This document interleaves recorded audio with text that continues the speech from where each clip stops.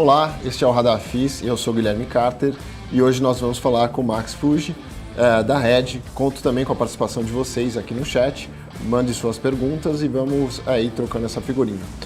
O Max, ele é formado em administração pela Fundação Getúlio Vargas e conta com mais de 20 anos de experiência no mercado de capitais, né? O Max trabalhou nos bancos Itaú, Banco Pan e na Brazilian Mortgage e sua experiência é voltada para a área de gestão de risco, com ênfase em risco de crédito, desenvolvimento de políticas, processos e produtos de crédito imobiliário e também avaliação de produtos de crédito imobiliário. Atualmente ele é sócio da REC, né, e portfólio manager do REC-R, o fundo de crise da REC. Eu queria agradecer aí mais uma vez a sua disponibilidade, Max, e gostaria de passar a bola para você para primeiro dar um overview sobre o Max, né, a trajetória dele até agora. Eu fui um pouco sucinto, mas eu queria que você continuasse aí. Bom, antes de mais nada, obrigado, Guilherme, pelo convite, ou Carter, né, famoso Carter. É sempre um prazer enorme falar com você, com a sua audiência. Bom, eu comecei a minha carreira no Banco Itaú no ano de 2000, já atuo no mercado de crédito imobiliário há mais de 20 anos, né? Japonês engana um pouco, parece um pouco mais jovem, mas já tenho 20 anos de mercado. Trabalhei em crédito imobiliário no Banco Itaú. Saído do Banco Itaú, eu me juntei à Brazilian, junto com o Moise Politi, já no ano de 2008, então já são mais de 10 anos trabalhando junto com o Moise. Num primeiro momento na Brazilian Mortgage, uma companhia hipotecária que era o braço de crédito imobiliário do Grupo Brazilian. Nós tínhamos a Brazilian Capital com os fundos, tínhamos a Brazilian Securities com o CRI, então era uma plataforma já bem completa em fundos imobiliários e investimentos imobiliários. A Brazilian foi vendida para o BTG e para o Banco Pan. Eu me juntei ao Banco Pan por alguns anos. Logo depois saí do Pan e eu me tornei um dos sócios da REC, junto com o Moise, o Marcos e o Frederico Porto. Bacana.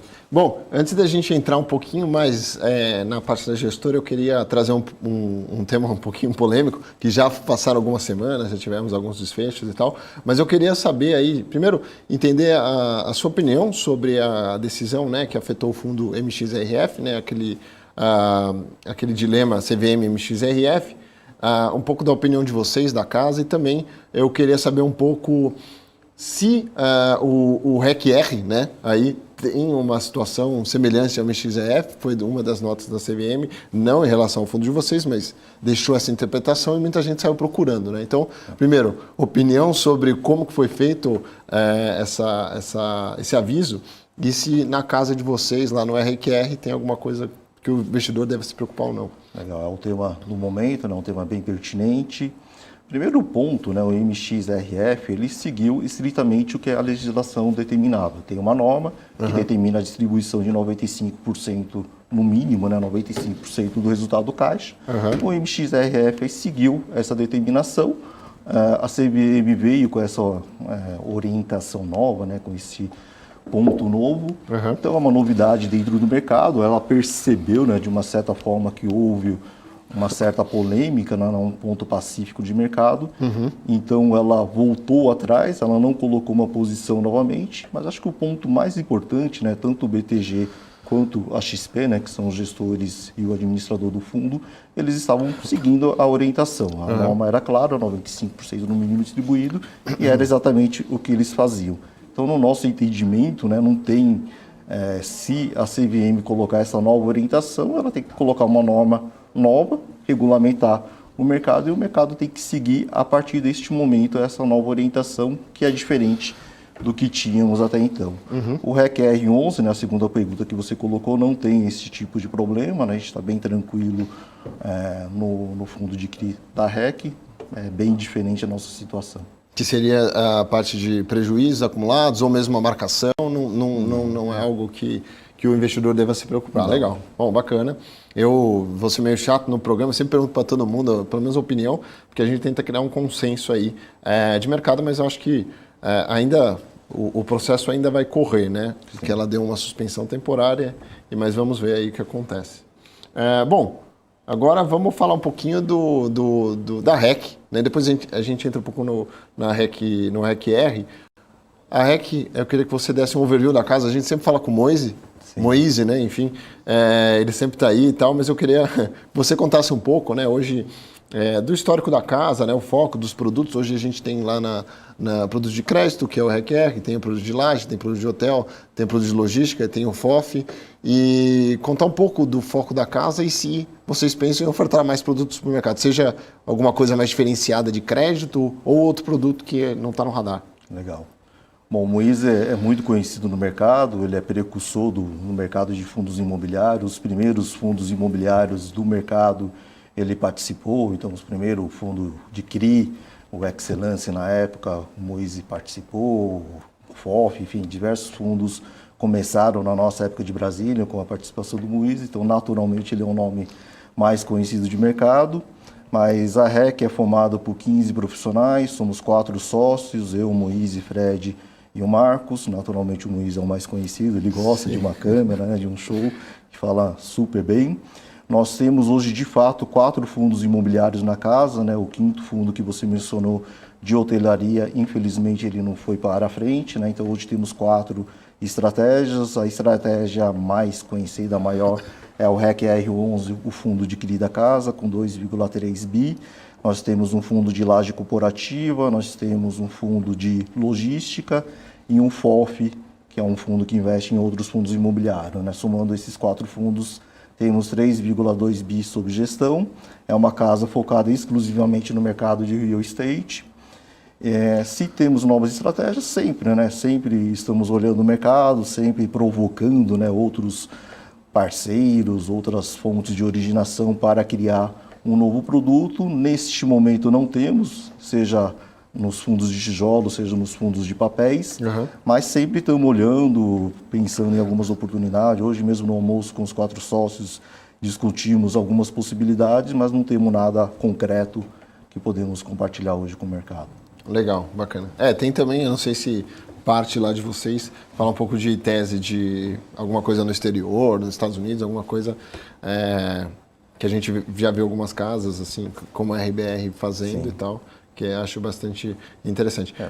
O Fred ele até voltou dos Estados Unidos semana passada, boa. Ele conversou sobre o mercado americano, estabeleceu alguns contatos. É algo interessante, né? Acho que naturalmente o brasileiro tem interesse em investir fora, ainda mais em imóvel, mas por hora ainda é só namoro, sondagem, mas nada concreto neste momento. É um brainstorming ali. Exatamente. Legal, não, bacana saber. O almoço foi produtivo. É bacana saber isso daí. Agora, passando para o REC-R, eu queria que você contasse, primeiramente para o pessoal, né? Sempre tem muita gente que às vezes vem já atravessado, perguntar para a gente que acaba falando um pouco do tema, né? E meio que não sabe nem qual que é a tese do fundo, por que ele existe. Então, eu sei que dá uns passos um pouco atrás, mas explicar qual que é a tese e a estratégia do REC-R, né? Que, enfim, acabou resultando nessa resultante tão positiva que foi no 2021, né? Foi um dos fundos ali que mais pagou dividendo, olhando o dividend yield ali, né? Obviamente tem a metodologia de cálculo, mas é um fundo relevante.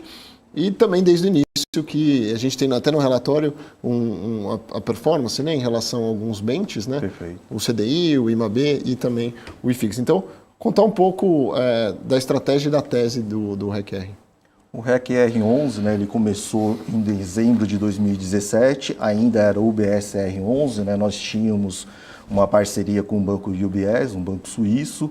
Essa parceria ela foi encerrada em 2018, ele se tornou o REC-R11. Hoje ele é um dos maiores fundos de CRIs do mercado, então nós investimos nesse segmento, CRIs. CRIs são dívidas, né? São créditos imobiliários, são operações de dívida com uma garantia imobiliária na maior parte do nosso portfólio e na maior parte do mercado. Então, um incorporador, um loteador, uma operação de shopping, fazem operações que requer uma operação de crédito, financiamento.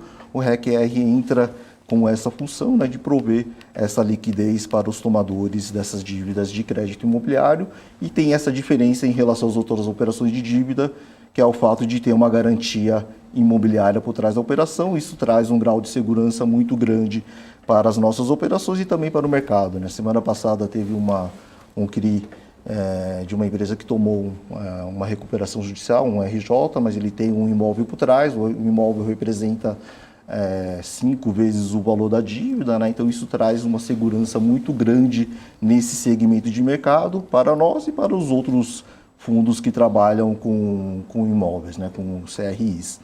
A tese nossa, né, uma característica que nós temos no REC R11, né, o Carter leu o nosso relatório e uma característica importante que nós temos é a consistência. Se a gente olhar 2018, 2019, 2020, 2021, nós entregamos sempre um resultado acima do CDI e entregamos um resultado sempre acima do IPCA.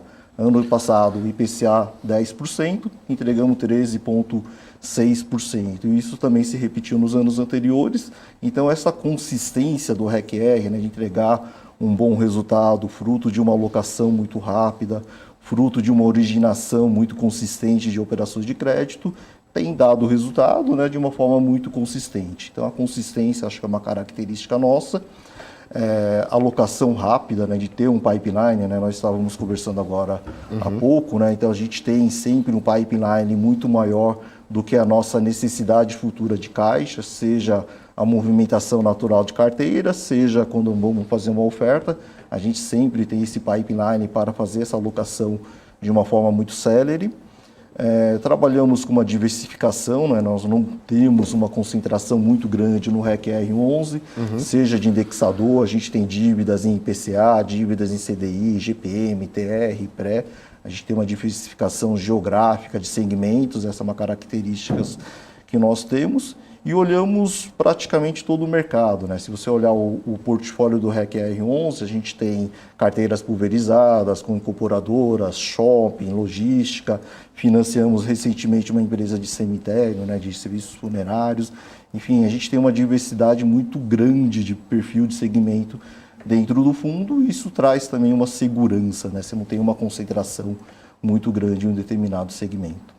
Legal, bacana. E hoje, né, acho que você já respondeu muito de como você se posiciona na indústria, mas se tiver que marcar aquele selinho, né, que todo mundo gosta, né, do high yield, high grade, né, ou agora o middle risk e tal, como que vocês se colocariam, né, se você puder dar esse selo para vocês, e qual que seria o diferencial em relação à indústria, né, do REC-R em relação a outros fundos de CRI, né? Eu acho que obviamente essa velocidade já é um dos diferenciais. E se o investidor, né, quiser comparar, porque isso é bom para quem quer comparar às vezes, eu vou comparar o REC-R com quem, né? Eu vou comparar o REC-R com o fundo da Kinea, lá, high grade, acho que não faz muito sentido, mas com quem que você fala, olha esse aqui que dá para comparar. Sim. Mas, de maneira geral, como que a gente pode dar um label aí para vocês, se é possível, e como você se coloca em relação à indústria? Com quem a gente compara? Recentemente, né, tabularam o REC R11 como um middle risk. Um risco não é nem o high grade, nem o high yield, né? Então é uma classificação interessante, acho que é bem pertinente. Nós entregamos um resultado acima da média do mercado e acreditamos que temos um risco mais comedido do que a média de mercado, né? Nossas operações, em geral, tem uma estrutura de garantia bem robusta, um imóvel por trás, uma cessão fiduciária de recebíveis bem acompanhado por trás, né? Isso traz uma segurança muito grande para o fundo. Ele não é um fundo híbrido, né? Você tem muitos fundos que têm posição de FIIs, de outros ativos financeiros.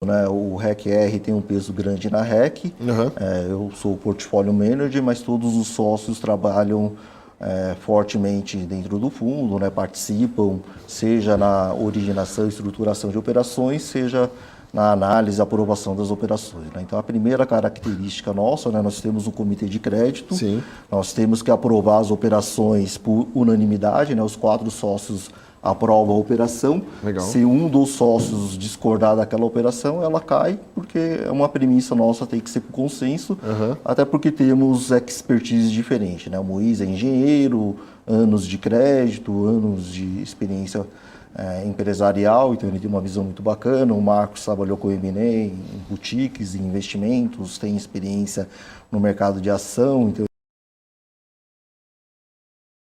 vai até a empresa,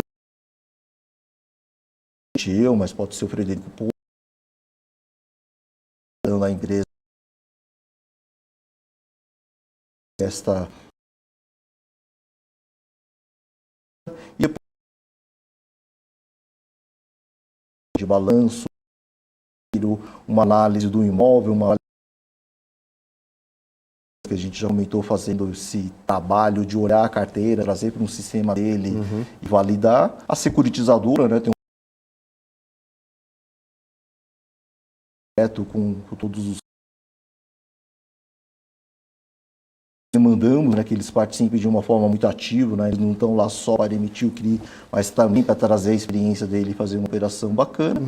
E, por fim, novamente, nessa participação da REC como um todo na análise, na aprovação e na estruturação da operação de CRI para o REC R11. Né? Então, é um processo bem extenso, é um processo que a gente trabalha muito para trazer uma boa operação.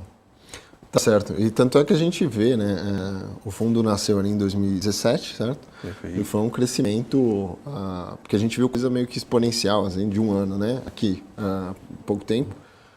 E como vocês têm um processo intenso, uma diligência e tal, foi até que 2 bi 300, mas foi num timing interessante, foi um timing adequado ali da estratégia de fundo. E falando um pouco do tamanho do fundo, né, de 2,3 bilhões, outra pergunta é, hoje com essa capacidade, né, e com esse crescimento que vocês tiveram, existe alguma ideia de capacity máximo, né, para o fundo, ou um número assim, ou não? Acho que o primeiro ponto, né, é uma questão até objetiva, né, a gente tem um capital autorizado de 3 bi. Então, até 3 bi a gente consegue fazer uma oferta, né, porque já está previsto, e a gente vai sempre avaliar mercado, vamos avaliar pipeline, preço no mercado, enfim, para decidir fazer uma nova oferta. A partir de 3 bi, a gente precisa chamar uma assembleia, né, e os cotistas são soberanos para fazer uma nova oferta ou não, avaliando, enfim, mercado, pipeline, etc. Né?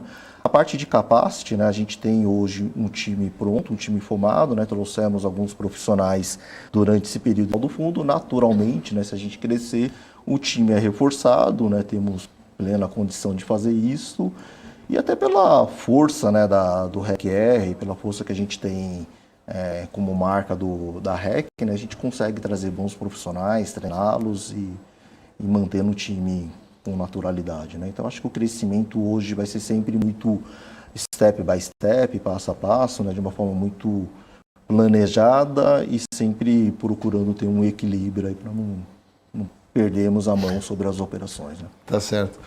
Hoje o fundo tem ali quase 90 títulos, 85, né? 85, quase 90.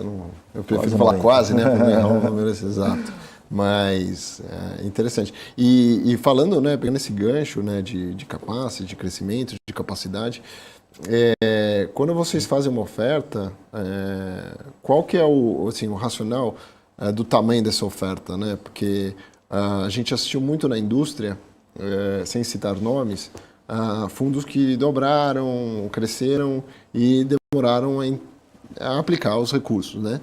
O que eu não acho, assim, não adianta achar que o gestor vai aplicar os recursos em uma semana, mas também não adianta esperar um ano, né? Porque você tem o custo ali do carrego do dinheiro e também, enfim, de oportunidade de você estar investindo no ativo e não em outro. E aí eu queria entender, quando vocês decidem fazer, existe assim um percentual, eu vou fazer 300 milhões, então tem que ter 600 milhões ali de pipeline no mínimo, ou não?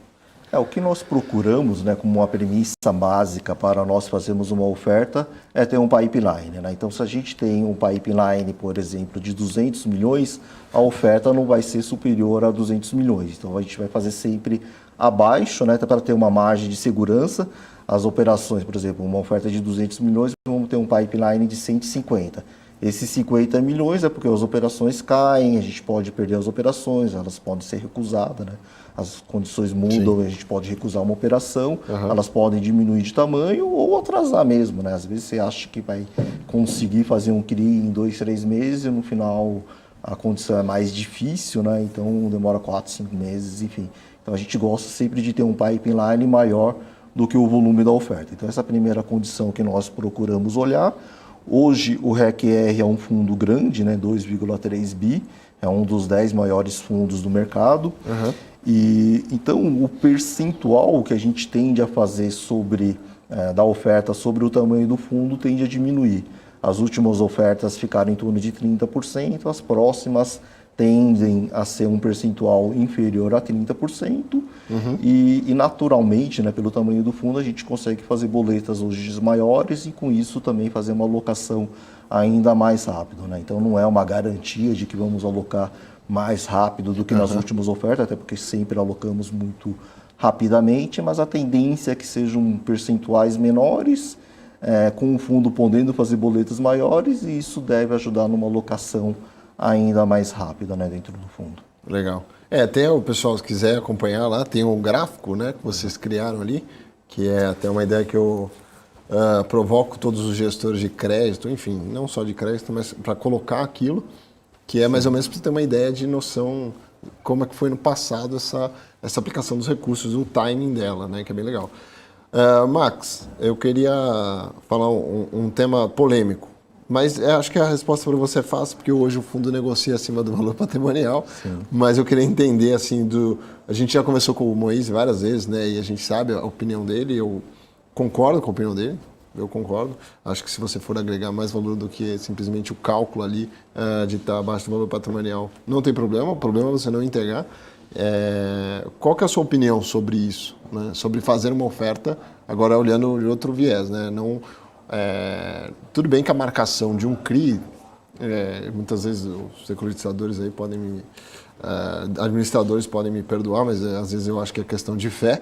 Né? Mas o que você acha em fazer ali uma emissão abaixo do valor patrimonial no fundo de vocês? O fundo de CRI, né, ele tem uma característica bem diferente dos fundos de tijolos, né? Então, acho que esse é um primeiro ponto. Na tendência, né, o valor de mercado contra o valor patrimonial, ele tende a ser muito próximo. Ele não deveria ter um sobrepreço em relação ao valor patrimonial e também não deveria ter, se o fundo estiver bem marcado, né, se ele estiver corretamente avaliado os seus ativos, não deveria ter um desconto muito grande em relação ao valor patrimonial. Então esse é o primeiro ponto e isso dificulta essa questão da gente ter o fundo abaixo do patrimonial. Pode ocorrer, mas não é uma tendência e não deveria ter, né? E se ele estiver abaixo do patrimonial, possivelmente porque não é um momento favorável para ele fazer uma captação, né? Exemplos claros, né? Ano passado, 2020, 2021, alguns fundos que tinham CDI prevalecendo na carteira, né? E temos bons fundos em CDI, eles estavam abaixo do patrimonial, né? Pelo fato do CDI estar em 2% ao ano, e muito possivelmente o gestor nem sonhou, nem imaginou em fazer uma oferta porque não ia captar. E hoje, né, o CDI subindo, né, você já vê esses fundos novamente acima do patrimonial, muito próximo e até com uma condição talvez favorável para eles fazerem uma oferta, né? Então eu acho que acontecer isso dentro de um fundo de CRI é um pouco mais difícil. E aqui eu concordo com a opinião do Moise, com a opinião que você manifestou agora, né? Acho que uma questão do preço patrimonial em uma oferta e versus o preço de uma oferta depende muito da circunstância, né? Se você tem uma oportunidade de alocar e trazer um ganho adicional para o fundo, seja por uma alocação que vai trazer uma rentabilidade maior, uma diversificação de ativos, uma maior liquidez para o fundo, talvez, né, esses ganhos compensariam, né, a perda que talvez o investidor tenha com a questão de uma oferta menor. O que é importante deixar muito claro no REC-R, né, senão alguém já vai colocar lá no Clube FI, que o Max falou que o REC-R vai fazer abaixo do patrimonial, nós não vamos fazer. A nossa intenção, se formos fazer uma oferta do REC-R 11, é sempre com um valor de oferta superior ao valor patrimonial, até porque acreditamos nessa questão da marcação, né, do preço de um fundo de CRI, né, que não deveria ter um desconto muito grande ou um descolamento para cima muito grande, né? Ele deveria estar muito próximo, né?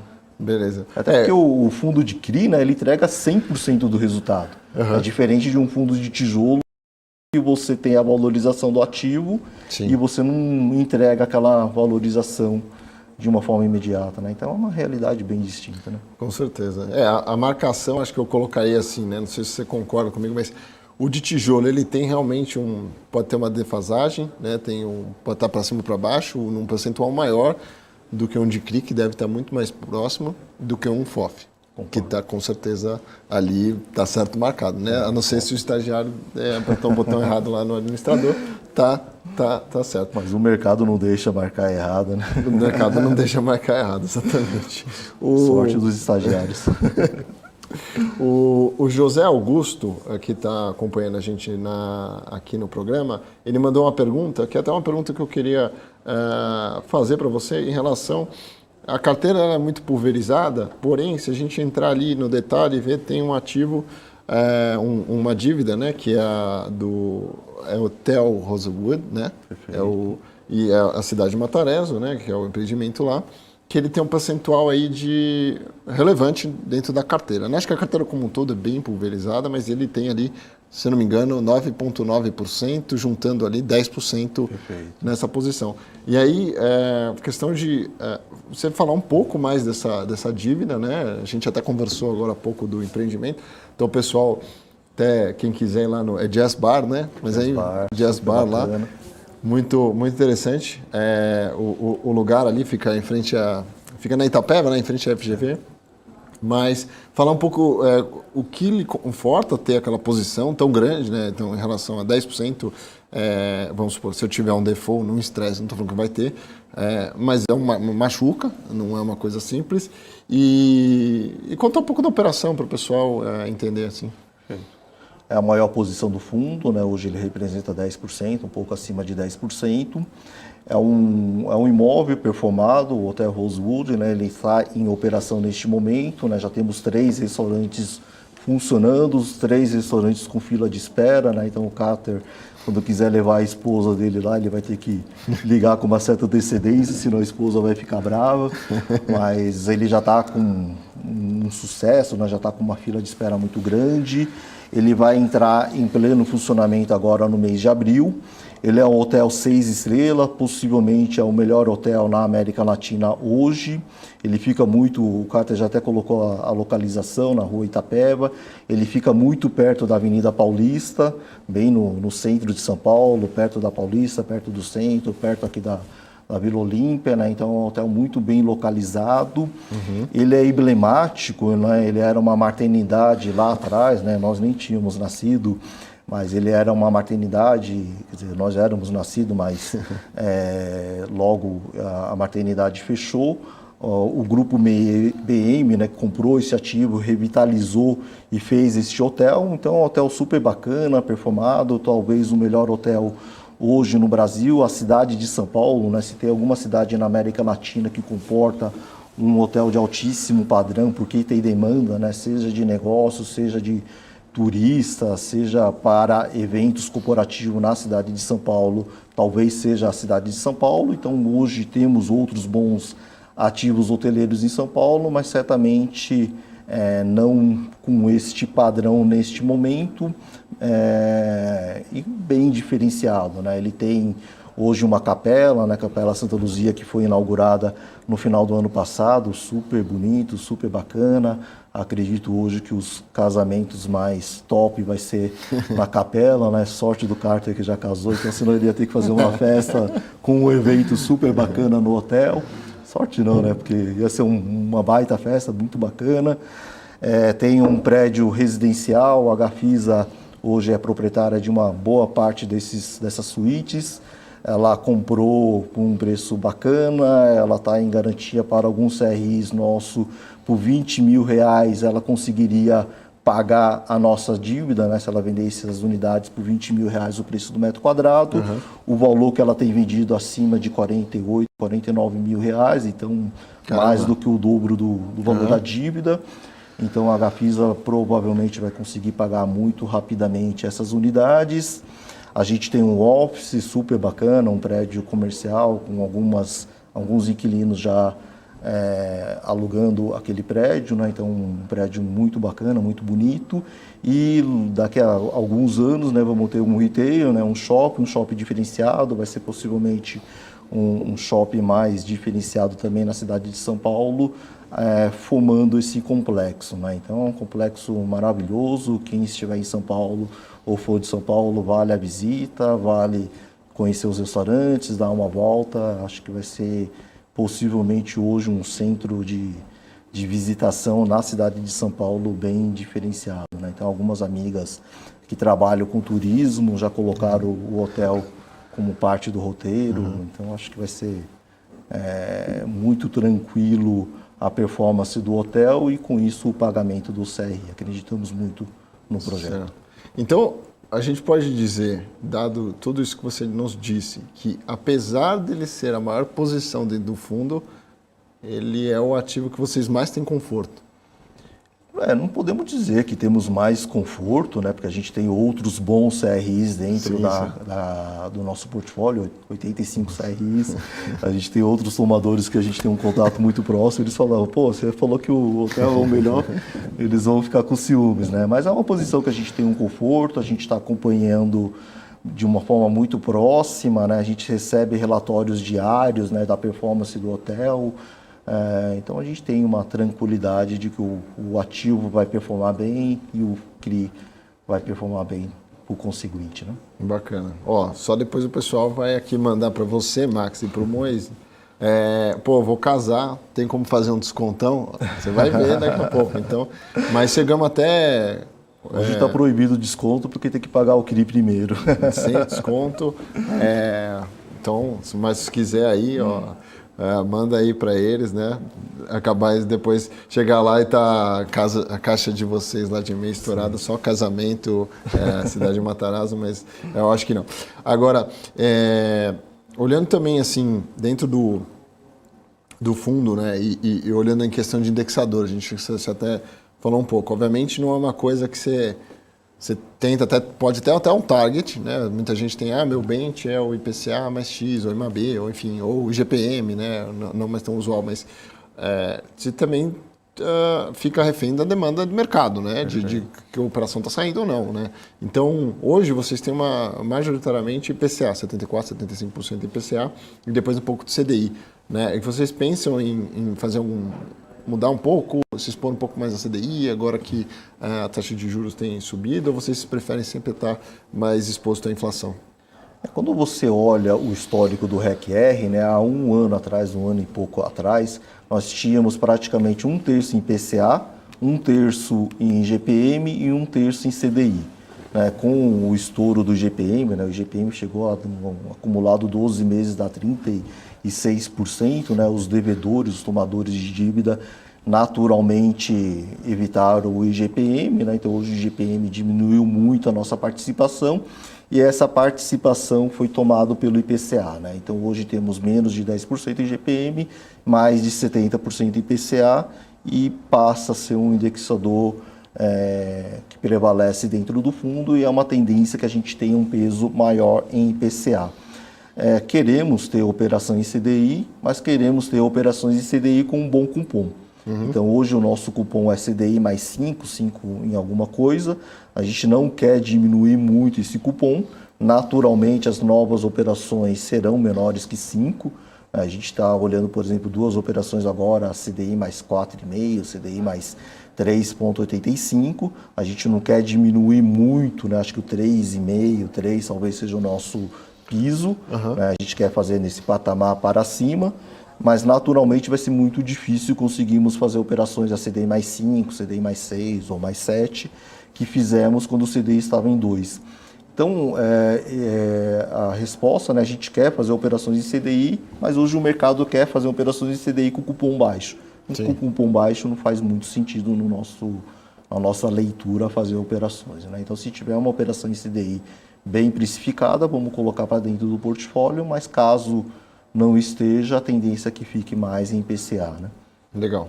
Não, bacana. Assim, voltando um pouco para a questão dos CRIs na verdade, voltando não, mas acho que a gente falou um pouco desse tema. Eu sei que, obviamente, isso é uma função do administrador, mas como é que é a dinâmica ali da marcação dos CRIs no REC-R? A BRL, né, nosso administrador, ela adota um modelo de marcação mercado muito simples, né? Então a gente tem um papel, se esse papel foi transacionado no mercado, né, no mercado secundário, por um preço diferente do que estava o nosso ativo, ela vai remarcar por este novo preço. Então, se, por exemplo, a gente tem uma operação a CDI mais 5, ele foi transacionado a CDI mais 4, a BRL vai remarcar para a CDI mais 4, né? Isso representa um pequeno ágio em relação ao papel ao preço atual, e esse ágio vai ser incorporado ao resultado do fundo.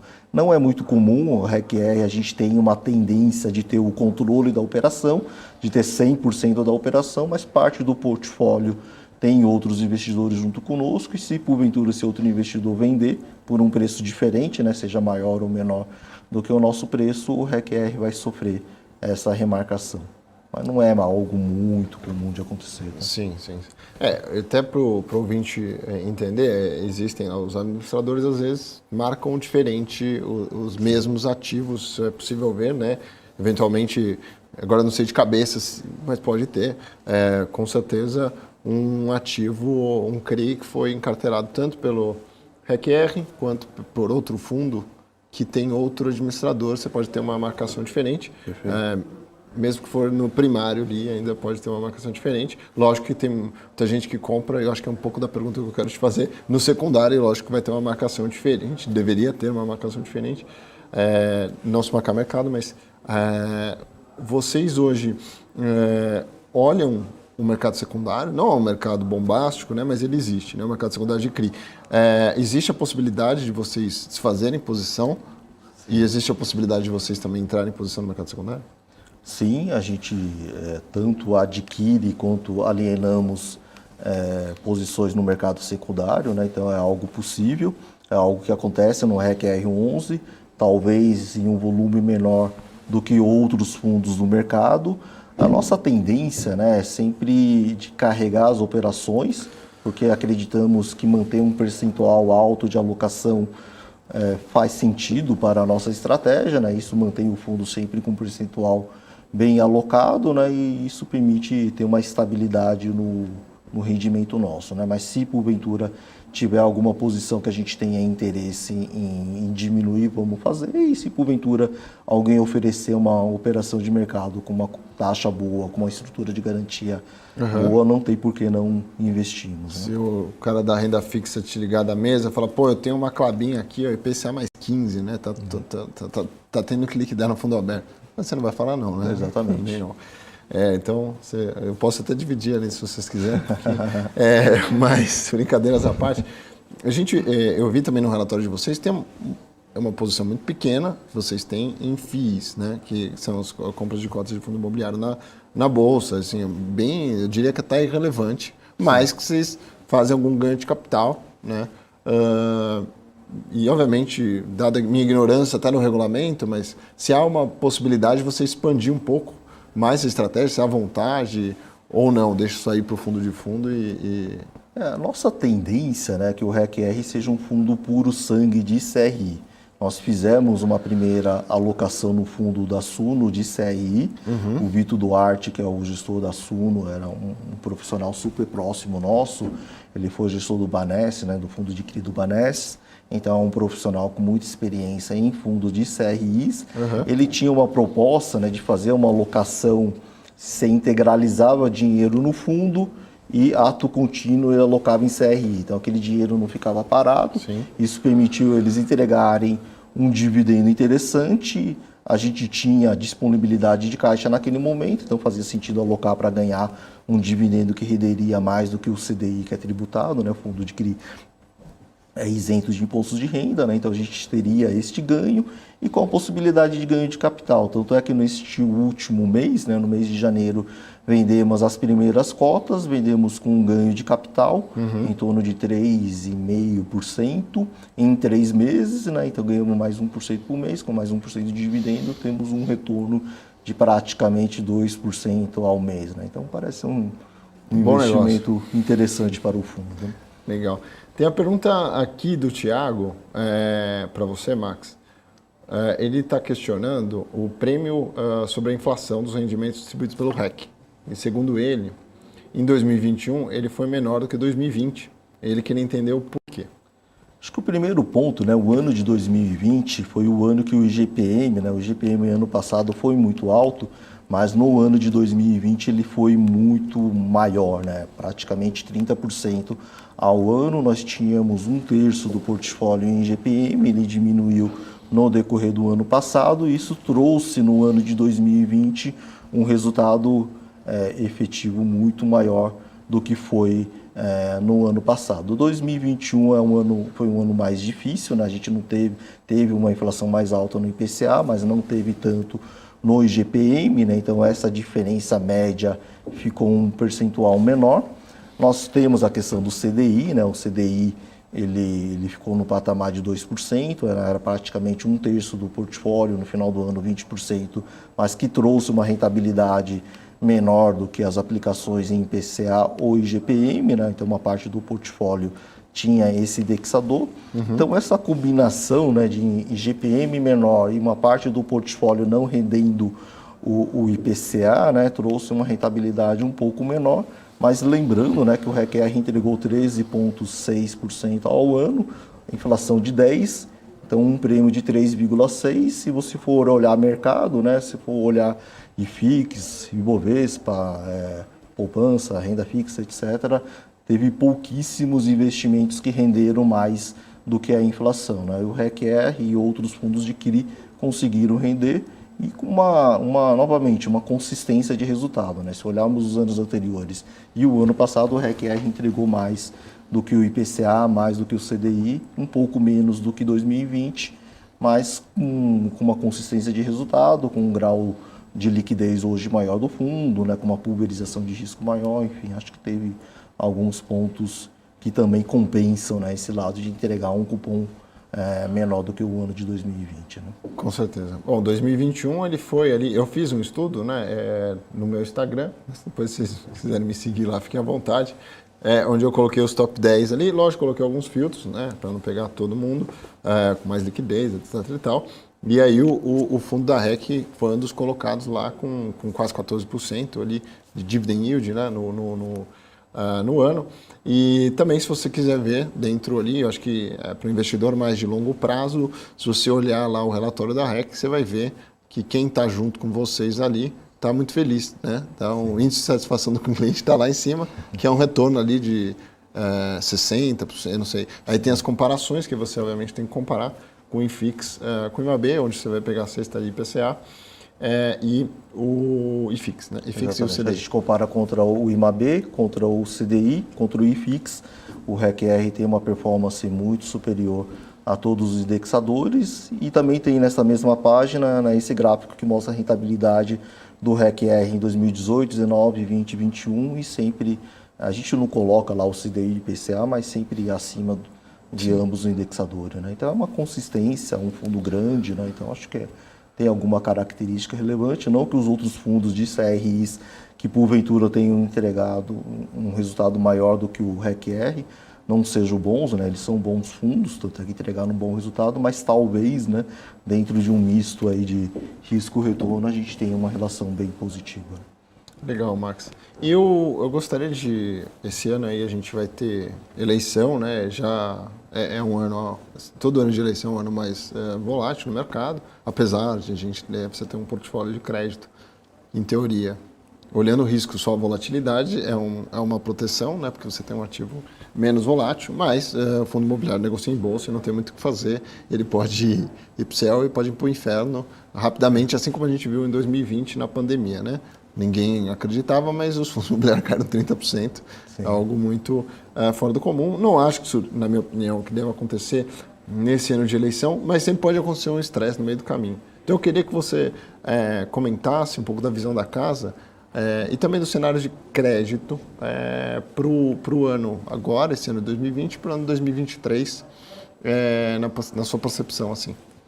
Os fundos de crédito, né, eles performaram bem nos últimos anos. Nós tivemos uma pandemia que fechou muitos segmentos. Se você olhar hotéis, shoppings, enfim, teve um impacto muito grande em diversos segmentos. Os fundos de CRIs foram afetados, né? Nós emprestamos dinheiros para shopping, para hotéis, nós emprestamos para pessoas físicas e nós não percebemos, né, uma deterioração de crédito muito grande no segmento. Teve alguns casos de default no mercado, né, de não pagamento, mas foram casos bem pontuais, não foram casos generalizados. Em geral, as estruturas de garantias que temos nas operações de CRIs se comprovaram, né, mostraram que elas funcionam bem. A gente tem a alienação fiduciária de imóvel, né, que é muito... A gente tem um LTV baixo, né, se você comparar com outros mercados, um LTV, por exemplo, no RECR abaixo de 60%, né, então você tem uma dívida de 60 para um imóvel de 100, isso traz uma segurança muito grande. Você tem uma cessão fiduciária, né, você tem um volume de recebível muito maior do que o valor da dívida, isso traz um conforto, né, porque se você tiver uma inadimplência, um distrato, esse colchão vai absorver esta inadimplência, né? Então os fundos de CRIs, as estruturas montadas, né, se mostraram funcionais, né, se mostraram seguras e aguentaram esses 2 anos de pandemia. Ano passado tivemos um menor impacto contra a pandemia, mas tivemos uma inflação alta, tivemos um aumento da taxa de juros e novamente os fundos de CRIs performaram bem. Então, este ano, né, um ano de eleição, é um ano que normalmente tem uma volatilidade um pouco maior, né, tem um grau de incerteza, a gente não sabe qual vai ser a política econômica que vai prevalecer pós-eleição, mas pelo que nós passamos nesses últimos 2, 3 anos, né, com tudo fechado, pandemia, trabalhando de casa, mascarinha, etc., né, e os fundos performando bem, né, eles se mostraram, né, as estruturas de garantia, as estruturas de precificação se mostraram corretas e eu acredito que este ano e os próximos, os fundos de CRIs vão suportar bem e vão continuar entregando um bom resultado, né? Não dá para prever, não temos bola de cristal, mas passar por uma pandemia, passar por todo esse choque na economia da forma como os fundos passaram, mostram que foi uma tese vencedora, né?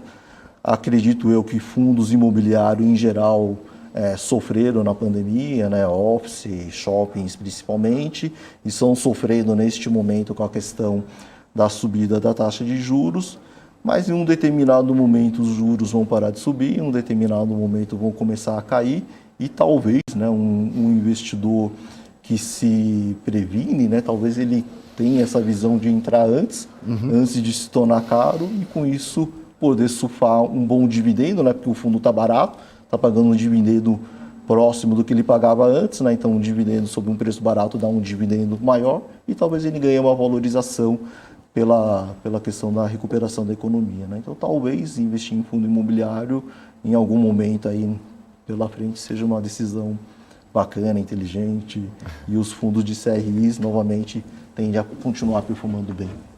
Eles foram aí as estrelinhas nos últimos anos e concordo aí que devem continuar por conta aí e mostraram ter resiliência nesses últimos anos aí também. Bom, eu queria que você, agradecer, Max, mas eu queria que deixasse suas considerações finais aqui. A gente vai meio que encerrando aqui. Falar um pouco para o investidor, onde captar informação, né? Hoje o investidor sabe muito bem, mas o site de vocês, enfim, deixar suas considerações finais aí, Max. Bom, antes de mais nada, agradecer de novo o Guilherme, né, o Carter. Nós trabalhamos antes de ser um influencer famoso na internet, né? Fizemos algumas operações de crédito lá atrás, então é sempre um prazer muito grande falar com o Guilherme, né? Um super profissional. Agradecer ao público, à audiência, né? Investidores ou não do RECR, é sempre importante ter essa oportunidade de falar um pouco sobre o fundo. Nós temos o nosso site, né? rec-gestão.com. Nós temos o nosso RI, né? Quem procurou o RI da REC, a gente sabe que nós respondemos, nós atendemos os nossos investidores. O Matheus, o nosso RI, ele sempre está muito disponível, mas mesmo eu, o Moise, o Marcos, enfim, o Marcelo, né? Todos os gestores do fundo são super solícitos, né? O Guilherme do nosso FOF. Então, caso tenha alguma dúvida, caso algum ponto não tenha ficado claro, sinta-se à vontade para entrar em contato conosco, que vamos procurar responder. Então, novamente, agradeço pela oportunidade e sinto-se à vontade aí para qualquer dúvida. E obrigado aí pela noite, né? Foi muito agradável. Eu vou ficando por aqui. Obrigado, Max, pela sua participação. Esse foi o Radar FIS. Obrigado pela audiência e até a próxima.